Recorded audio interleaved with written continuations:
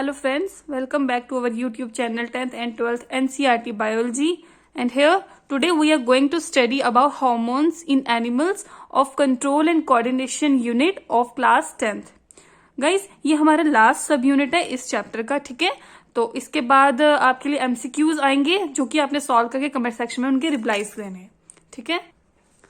Hormones in animals, NCERT के book page number 123 पर आप इसे पढ़ सकते हैं। इन डिटेल में हम अभी स्टडी करते हैं। जैसे कि यहाँ लिखा है hormones in animals, how are such chemicals and hormones means of emotion transmission used in animals.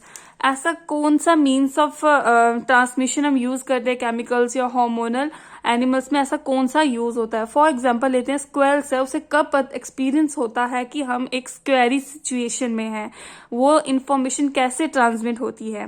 There bodies have to prepare for either fighting or running. अब उनकी बॉडीज को आइदर फाइट करने के लिए और रन करने के लिए खुद को प्रिपेयर करना पड़ता है। रनिंग के लिए, फाइटिंग के लिए, दोनों ही कॉम्प्लिकेटेड एक्टिविटीज होती हैं, ठीक है। और ये एक कंट्रोल्ड वे में एनर्जी का यूज होता है इन दोनों एक्टिविटीज में, ठीक है। Many different tissues types will be used and their activities integrated together in their actions. However the two alternative activities fighting or running are quite different, ठीक है।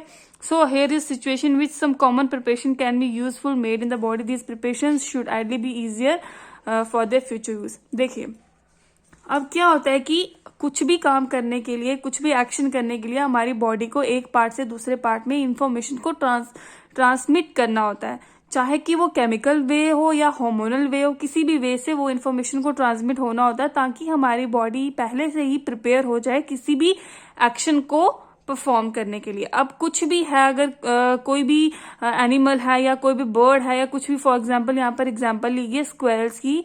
अब उनको पहले से ही खुद को प्रिपेयर करना होता है। अगर किसी स्कैरी सिचुएशन में वो फंस गए हैं तो खुद को प्रिपेयर करना होता है कि हमने कैसे फाइट करना है, कैसे रन करना है, अपने आप को बचाना है।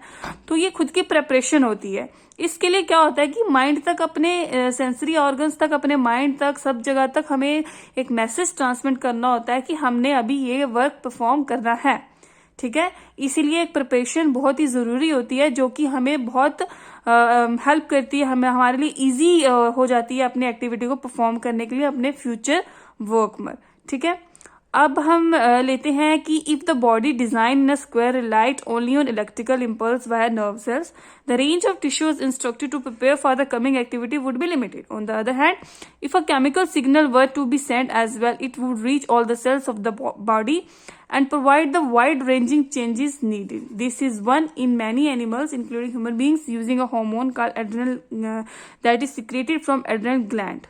ठीक है, इस पैराग्राफ को इन डिटेल में हम समझते हैं। इसमें क्या बताया गया है कि देखिए, अगर तो स्क्वेल की जो बॉडी है उसे इस तरह से डिजाइन हुआ है कि वहां पर सिर्फ इलेक्ट्रिकल इम्पल्स ही जो है वो फंक्शन करेगी इंफॉर्मेशन को ट्रांसमिट करने के लिए via nerve sales. Electrical impulse क्या होता है ये हमने लास्ट वीडियो में पढ़ लिया था। जिसको नहीं समझ में आया वो इलेक्ट्रिकल इम्पल्स के बारे में मेरी लास्ट वीडियो में जाके चेक कर सकता है।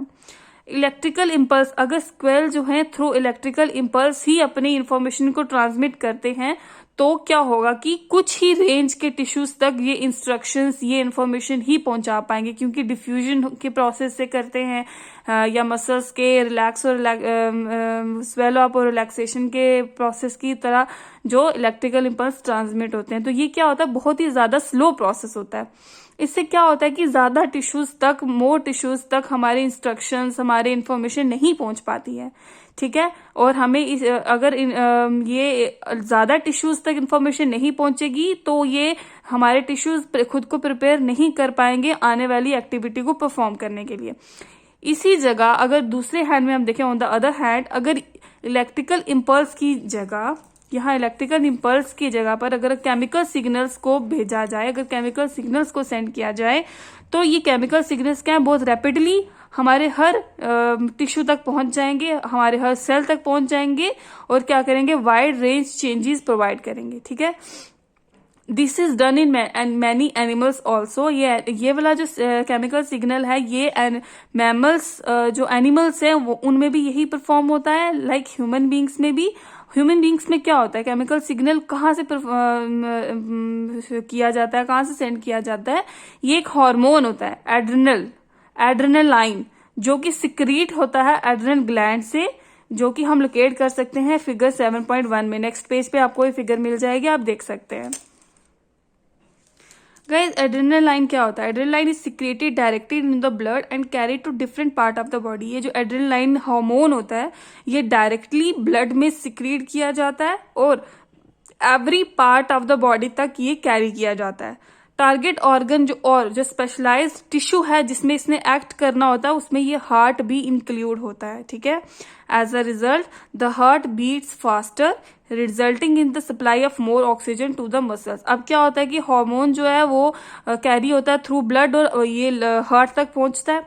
अब हार्ट में पहुंचने के बाद एज अ रिजल्ट क्या होता है कि हार्ट बीट्स फास्टर, हार्ट जो है वो ज्यादा तेजी से बीट करने लगता है, जिसकी वजह से मोर ऑक्सीजन जो है हमारे मसल्स तक पहुंचता है, ठीक है।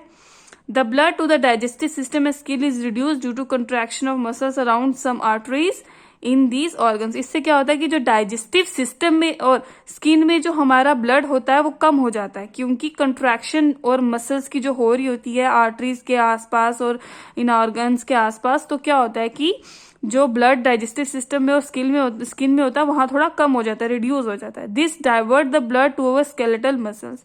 ये क्या होता है, अब एक जगह में कम हो गया दूसरी जगह में ब्लड ज्यादा हो गया, उसकी वजह से क्या होता है डाइवर्जन हो जाती है। This divert the blood to our skeletal muscles. तो क्या होता है जो ब्लड है वो डाइवर्ट हो जाता है टू अवर स्केलेटल मसल्स में। The breathing rate also increases because of the contraction of diaphragm and ribs muscles. अब जो ब्रीदिंग रेट है, जो हमारी सांस लेने की प्रोसेस है, वो भी बढ़ जाती है, क्योंकि जो डायफ्रेगम क्या होता है, जो लंग्स के नीचे वाला मसल्स होता है उसे डायफ्रेगम कहते हैं। डायफ्रेगम की जो कंट्रैक्शन होती है वो बढ़ जाती है और रिब्स मसल्स भी क्या करते हैं कि ब्रीदिंग रेट को बढ़ा देते हैं। All this responsible together enable the animal body to be ready to deal with the situation. ये सारे रिस्पॉन्सेज जो है वो एक साथ मिलकर बॉडी को एनेबल करती है कोई भी आने वाली सिचुएशन के साथ डील करने के लिए। Such animal hormones are the part of endocrine system which constitute a second way of control and coordination. ये जो ऐसे एनिमल हॉर्मोन्स हैं ये एंडोक्राइन सिस्टम के पार्ट होते हैं, जो कि दूसरा वे ही होता है control and coordination of our body का, ठीक है। देखिए गाइस नेक्स्ट पैराग्राफ जो है उसमें लिखा है remember that plants have hormones that control their directional growth. Plants में जो हार्मोन्स होते हैं वो क्या कंट्रोल करते हैं, उनकी डायरेक्शनल ग्रोथ। अब उन्हें पता है कि हमने सीधा ही ग्रो करना है या हमारे ब्रांचेस साइड पे जाएंगे, कहाँ लीव्स ने ग्रो करना है, ये उनकी डायरेक्शनल ग्रोथ को ही हेल्प करता है। तो अब बताओ एनिमल्स हार्मोन्स जो है वो क्या परफॉर्म करते हैं, ठीक है, क्या फंक्शन था। अब हम इस चीज को तो नहीं इमेजिन कर सकते कि एनिमल हार्मोन्स भी डायरेक्शनल ग्रोथ है परफॉर्म करते हैं, किसी एक डायरेक्शन में, सिर्फ एक ही डायरेक्शन में उन्होंने ग्रो करना होता है, ऐसा नहीं है, क्योंकि हमारे हैंड्स अलग होते हैं, हमारी लेग्स अलग तरह से ग्रो होती हैं, हमारा हेड, हमारे नेक, हमारा every part of the body जो है वो अलग तरह से अलग डायरेक्शन में ग्रो होता है, तो हम उसे प्लांट्स के हार्मोन्स के साथ कोरिलेट नहीं कर सकते हैं। तो अब आप खुद ही इस चीज को समझ सकते हैं कि हमारा leaves, plants will grow leaves many leaves on the plant body. अब देखो लीव्स जो है प्लांट बॉडी के कहीं भी ग्रो हो जाएंगे, ब्रांचेस पे भी हो सकते हैं, ट्रंक्स पे भी हो सकते हैं, कहीं भी लीव्स ग्रो हो सकते हैं, पर ऐसा तो नहीं है कि एनिमल्स में फिंगर्स में फेस पे ग्रो हो जाएंगे, नहीं। इसलिए एनिमल्स हार्मोन्स जो है वो प्लांट हार्मोन से डिफरेंट होते हैं और एनिमल हार्मोन्स को एक कंट्रोल्ड सिस्टम के अंदर ही अपना परफॉर्म करना होता है फंक्शन। देखिए अब हमने एग्जाम्पल देखनी है जिसमें हम ये समझेंगे कि हार्मोन्स जो है वो एक कंट्रोल कैसे हेल्प करते हैं हमारी एक कोऑर्डिनेटेड ग्रोथ में, ठीक है। आपने देखा होगा एक सॉल्ट पैकेट होते हैं जिसमें हम उसे आयोडाइज्ड सॉल्ट और एनरिच्ड विद आयोडीन भी कहते हैं। अब बताइए कि आयोडाइज्ड सॉल्ट हमारी डाइट में इतना जरूरी क्यों होता है? Because iodine is necessary for thyroid gland to make thyroxine hormone. क्योंकि हमारे लिए जो है आयोडीन इसलिए नेसेसरी होता है हमारे थायराइड ग्लैंड के लिए, क्योंकि उसने थायरोक्सिन हार्मोन प्रोड्यूस करना होता है। Thyroxine regulate carbohydrate, proteins and fats metabolism in our body so as to provide the best balance for growth। क्योंकि थायरोक्सिन हार्मोन ने रेगुलेट करना होता है, उसको यूज करना होता है, उसको एक्सट्रैक्ट करना होता है कार्बोहाइड्रेट को, प्रोटीन्स को, फैट्स को, फैट मेटाबॉलिज्म को, हमारी बॉडी में जो मेटाबॉलिज्म सिस्टम चल रहा होता है उसमें इन सबको उसको रेगुलेट करना होता है ताकि एक बेस्ट बैलेंस बना सके हमारी ग्रोथ का। Iodine is essential for the synthesis of thyroxine. हाँ, जैसे हमने अभी पढ़ा, आयोडीन जो है बहुत नेसेसरी होता है थायरोक्सिन के सिंथेसिस के लिए। In case iodine is deficient in our body, there is possibility that we might suffer from goitre. अब आपको पता होगा जिसमें आयोडीन की कमी होती है उसे गायटर की प्रॉब्लम होती है, ठीक है। One of the symptom in this disease is swollen neck. सबसे बड़ा सिम्टम जो है इस प्रॉब्लम का क्या होता है कि जो नेक होती है वो स्वेलन होती है। आपने किसी किसी की देखी होगी नेक बहुत ही मोटी होती है, बाहर की तरफ निकली होती है, उसको इसी प्रॉब्लम से वो जूझ रहा होता है। Can you correlate this to the position of thyroid gland in figure 7.5? यहाँ पर ये प्रॉब्लम होती है इस जगह में, ठीक है, इस जगह में ये प्रॉब्लम होती है। Sometime we come across people who were either very short or extremely tall. हमने लोग देखे होंगे जो बहुत ही शॉर्ट होते हैं या कुछ बहुत ही ज्यादा टॉल होते हैं। Have you ever wonder how this happens? कैसे होता है ये? Growth hormone is one of the hormone secreted by pituitary. Growth hormone एक होता है, ये भी कहाँ से सिक्रीट होता है? हमारे पिट्यूटरी ग्लैंड से। As this name indicates, growth hormone regulates growth and development of the body. इसमें क्या होता है, ग्रोथ हार्मोन हमारी ग्रोथ को रेगुलेट करता है और हमारी डेवलपमेंट ऑफ द बॉडी को रेगुलेट करता है। If there is deficiency of this hormone in childhood it leads to dwarfism. अगर चाइल्डहुड में, बचपन में ही इस हार्मोन्स की डेफिशिएंसी हो जाए तो वो ड्वार्फिज्म में चला जाता है। ड्वार्फिज्म क्या होता है? शॉर्ट हाइट को, और गैंट्स को बोलते हैं एक्सट्रीमली टॉल हाइट को, ठीक है। You must have noticed many dramatic changes in your appearance as well as that of our friends as you approach 10 to 12 year of age. This change is associated with puberty or because of the secretion of testosterone hormone in males and estrogenous in female. अब आपने next hormone के बारे में study करते हैं। अब आपने देखा होगा बहुत ही ज्यादा एक एक्सट्रीम चेंज हो जाता है अपीयरेंस में, मेल्स में भी और फीमेल्स में भी। 10 to 12 ईयर की जो एवरेज एज होती है इसमें क्या होता है, बहुत सारी चेंजेस आ जाती हैं, क्योंकि ये एक प्यूबर्टी एज होती है। इसमें एक प्यूबर्टी एज होती है जिसमें टेस्टोस्टेरोन हार्मोन जो है मेल्स में सिक्रीट होता है और एस्ट्रोजन हार्मोन फीमेल्स में सिक्रीट होता है, ठीक है। इसके बाद क्या होता है कि फीमेल्स और मेल्स जो है रिप्रोडक्टिव एज में चले जाते हैं और रिप्रोडक्शन के लिए कैपेबल होते हैं। Do you know anyone in your family or friend who have been advised by a doctor to take less sugar in their diet because they are suffering from diabetes? As a result, they might be taking injection of insulin. This is hormones which is produced by pancreas and help in regulating blood sugar level.